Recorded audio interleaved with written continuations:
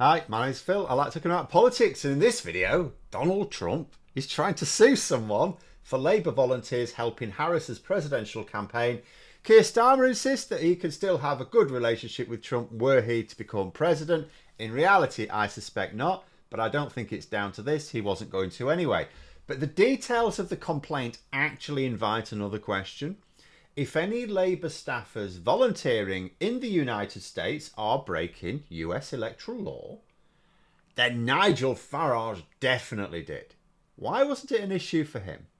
But first, for daily political commentary, please click the subscribe button so you don't miss out. So, American and British politics intertwining as we get into the last fortnight of the US presidential election. About 100 Labour staff, well, that's the last time it was reported, it might be slightly more, but about 100 Labour staff are volunteering in America for the US presidential elections for the Democrats. This is not the first time this has happened either. Like, Labour are a sister party of the Democrats. There's no public money involved from either country. The Democrats don't cover the costs privately either. So what's the problem? Well, at first value, you'd say the problem is just Trump throwing a tantrum again. Elon Musk is now his bosom buddy. He was keen to pick a personal fight with Keir Starmer this summer over the riots, was probably not too happy that Starmer just ignored him. Easy to imagine that Space Karen has told the Orange One to take this volunteering as a personal affront and make a big song and dance about it. And we know that Trump likes a song and dance, right? The legal letter issued, first of all, talks about the American War of Independence against Britain. So you begin to wonder if they even have an argument at all, given that they're having to draw on a war from over 2 centuries ago. I mean, it's like reading The Sun or the Daily Mail evoking the Second World War when England have just appointed a German manager. It sort of suggests there are no serious points going to be made here. The legal argument in the letter seems to centre around being compensated, making expenditures and directing or controlling campaign activities. Now, Harris's campaign is not compensating them. So, unless Trump's lawyers find evidence to the contrary, there's no argument there as far as I can see. Obviously, I'm not a lawyer. They're not directing or controlling the campaign activities either. So they're trying to cite, for example, that Harris is using some language that's often used by, say, Keir Starmer. So that's probably been as a result of advice from some of these Labour volunteers. And yeah, some of these Labour volunteers, I'm sure, were very deeply involved in the Labour campaign. And I'm sure that they are advising the Democrat campaign. That's not directing it, is it? You know, it's like, if they offer advice, it's up to Harris and her top team whether they take that advice or not. They're the ones in control. So it's really just about expenditures. Drawing expenditure is the line that is used in the letter, quoting, presumably, from US law. And the rest of the letter does drill down on this, suggesting that they realise it's their only real point here. And another thing the letter does, it references the Daily Telegraph a lot. And you think, well, you're getting a lot of your information from a British... It's not technically a tabloid, but these days it behaves as if it is. That's a bit weird, isn't it? But, you know, you go, okay, so they're getting their information from the Daily Telegraph, which is frankly odd. Let's go to the Daily Telegraph. They've got a couple of articles about it. And they do provide a little bit more detail. They suggest it could be a breach of US electoral law if these volunteers incur expenses in excess of $1,000, because then it counts as a donation to the Harris campaign, and foreign nationals not allowed to donate to the campaign, which is fair enough. So although Trump's lawyer doesn't seem to make a big issue of this specific detail explicitly, they are referencing the Telegraph, and the Telegraph are talking about it. The Telegraph is suggesting that, well, because it's a bit pricey travelling from Britain to wherever in America you're going, there's a good chance that some of these volunteers, at least if not all, are spending over $1,000 on travel.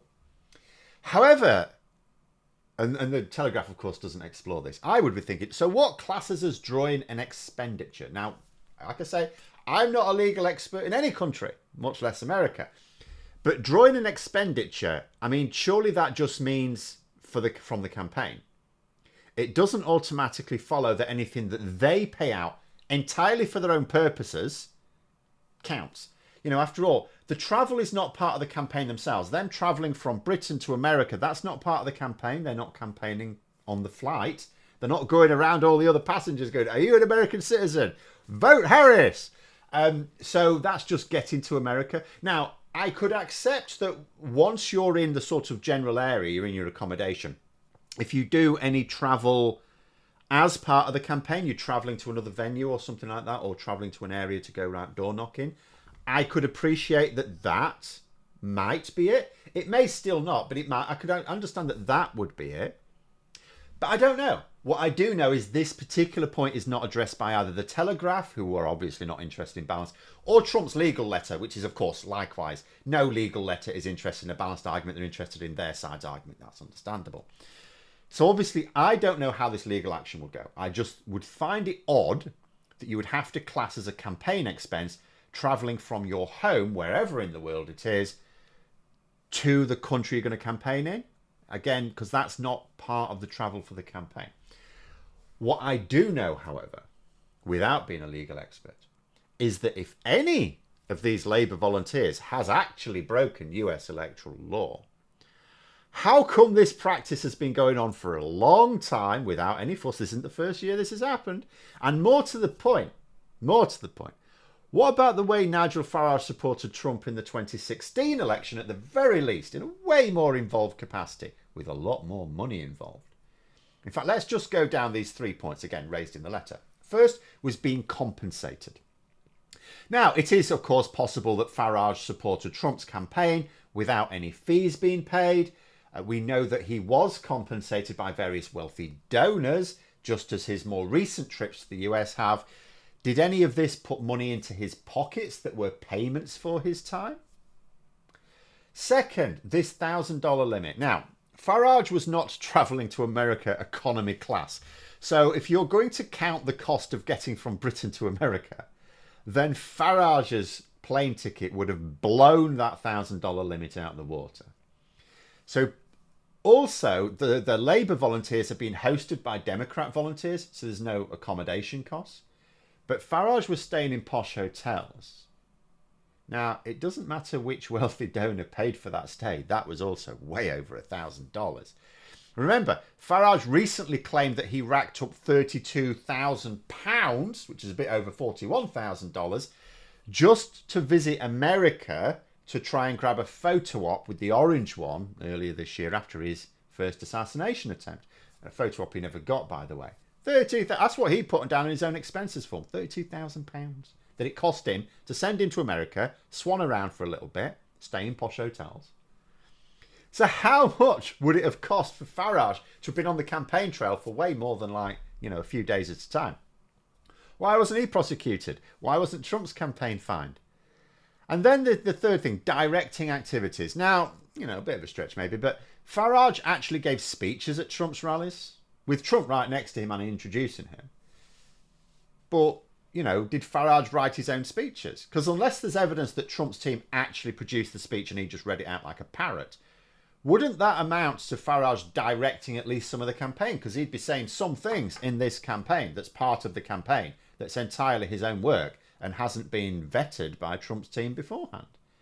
And given that Farage's involvement in Trump's campaign wasn't exactly kept quiet, it can hardly be said that nobody really knew about it at the time.